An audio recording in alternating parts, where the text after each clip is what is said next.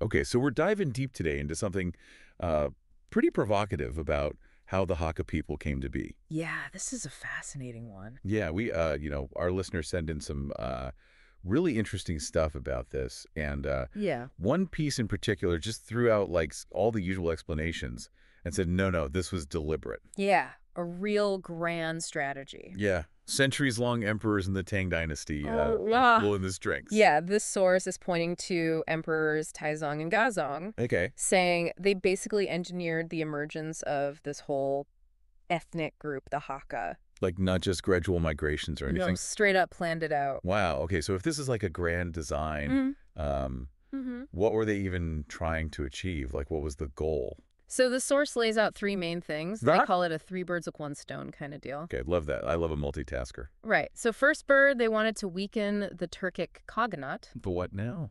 The Khaganate, basically this huge nomadic empire, Central Asia, Oh, wow. and they apparently had a good chunk of Khazar Jewish folks within their ranks. Huh. Interesting. So the idea was relocate these populations strategically to kind of destabilize the whole thing. So mess with their manpower, essentially. Exactly. Make it harder for the Khaganate to, cause trouble revive if they ever tried to. Bird number one down. Bird number two. Hit me.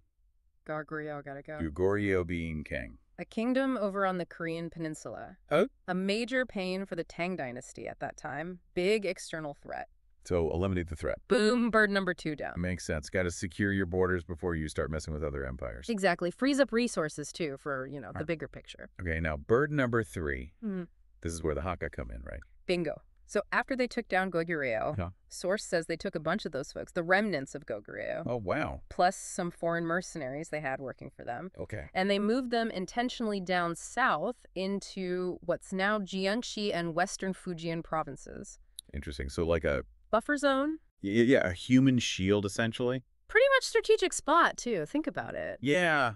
Okay, I can see how that would be useful, but why there specifically? Okay, so the source claims this move was all about fragmenting the Jiangnan region, Jiangnan. south of the Yangtze River.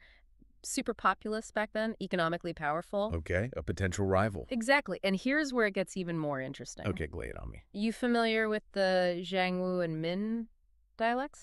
Vaguely. Yeah, they're all kind of down in that area, right? Yep, and the source is saying back then they were way closer, almost like one unified Shangwu language. Wow, so a linguistically unified South. That's the problem. If you're the Tang Dynasty up north, you don't want a big, powerful bloc challenging you. Right, divide and conquer. Exactly. So they split Jiangnan into eastern and western circuits during the Kaiyuan era. Okay, Add in the resettlement of all those Goguryeo folks, and boom, you've got geographic separation, less intermingling.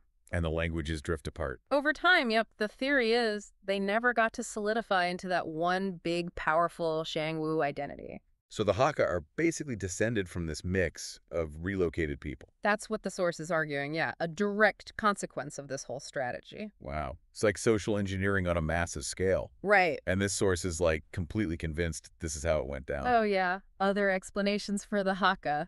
Laughable. Wow. So just to recap, we've got a bold claim here. Very bold. The Hakka didn't just kind of wander into existence. Nope.